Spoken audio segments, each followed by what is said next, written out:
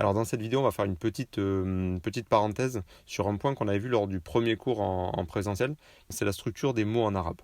Donc pour comprendre ça, d'abord on va prendre la structure des mots en français. Donc en français, on a le radical, enfin la base du mot, auquel on va ajouter soit un préfixe, soit on va ajouter un suffixe, et parfois on pourra ajouter un préfixe et un suffixe. On va donner quelques exemples. Donc, concernant les préfixes, si on prend le mot voir, on pourra mettre un préfixe, ça donnera revoir. Ou légal, ça c'est notre radical, notre base, et on va dire illégal. Ensuite, concernant les suffixes, on aura par exemple courage, donc courageux, dentiste. Et donc, des mots où il y a un préfixe et un suffixe, on aura par exemple mange et immangeable. Donc, on a cette base-là en français qui ne bouge pas. Ce radical, cette base-là ne se modifie pas, on ne peut pas introduire de lettres à l'intérieur ou autre, elle ne bouge pas et on a juste les préfixes et les suffixes qui vont venir se rajouter. Eh bien en langue arabe, c'est très différent et c'est pour ça que j'insiste parce que ça va vraiment vous aider par la suite si vous comprenez bien ce point-là. Donc en arabe, on a généralement une base, une racine de 3 lettres. Donc là, j'ai fait un exemple avec par exemple la première kaf, la deuxième ta et la troisième ba. Voilà, ça c'est notre base. Et donc ensuite, on va, comme en français, pouvoir rajouter une lettre avant, comme en français, ou une lettre après, donc une sorte de préfixe et suffixe, comme en français. Mais la particularité, c'est qu'on va pouvoir également ajouter des lettres entre cette base-là, entre ces mots-là. Donc c'est pour ça que je parlais dans cette idée de Lego. Vous allez voir un petit peu par la suite. Donc là, j'ai donné quelques exemples. Donc on aura maktab, par exemple, maktaba. Donc vous voyez, maktab donc pour le devant, maktaba devant et à la fin. Et ensuite on a katib, par exemple, on voit qu'on aura introduit une lettre à l'intérieur. Au maktoub, on voit pareil qu'on a mis une lettre au début et une lettre entre la deuxième et la troisième lettre de la racine. Donc c'est pour ça vraiment que je vous dis que l'arabe c'est vraiment une langue un peu Lego au niveau de la construction des mots et ça c'est important de le comprendre. Et donc pour pour l'illustrer avec cette idée de Lego qui est vraiment, moi en tout cas je trouve assez parlante, on va se dire que les 3 lettres de base c'est notre racine. Donc là, je l'ai formalisé par des sortes de Lego bleus. Et donc du coup on a la première lettre de notre racine, la deuxième lettre de notre racine, la troisième lettre de notre racine.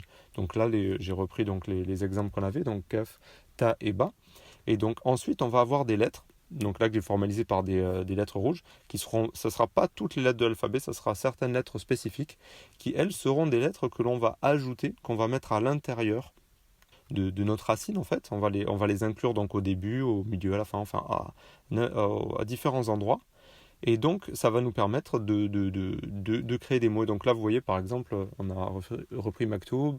Donc, vous voyez, comme des Lego, en fait, où on va placer à différents endroits. Et on peut les placer à l'intérieur, devant, derrière, etc.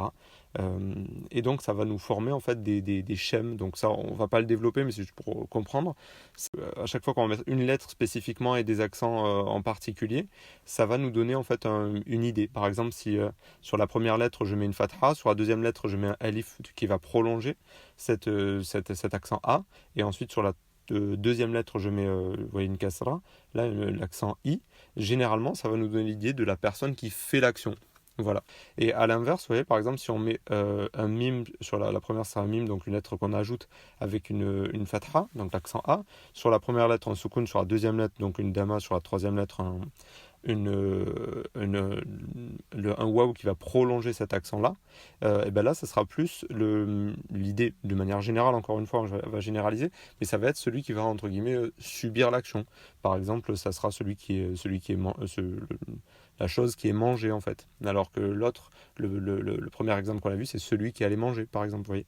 Donc ça va vraiment nous aider ensuite à construire des mots presque par soi-même et à comprendre et à acquérir du vocabulaire d'une manière très très simple.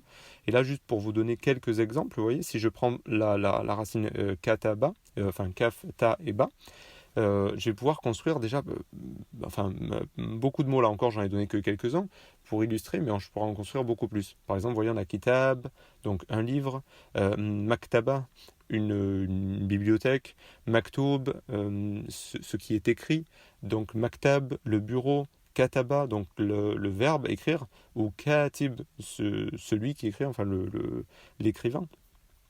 Et donc, vous voyez, vraiment, on peut construire plein de mots. Et si on prend une autre racine, un autre exemple, donc avec Ain, Lam et Mim, on va pouvoir, pareil, créer tout un tas de mots qui vont découler de cette racine. Et ce qui est intéressant, c'est que tous les mots de la même racine vont toujours revenir à une même idée. Vous voyez, par exemple, sur l'autre slide, Kaf, Ta et Ba, on voyait que c'était toujours l'idée un petit peu de livre, d'écriture, etc. qui revenait. Et là, par exemple, cette racine va avoir l'idée de savoir, de science, de connaissance, etc. Et tous les mots qui vont en découler vont avoir à chaque fois cette idée avec des nuances particulières.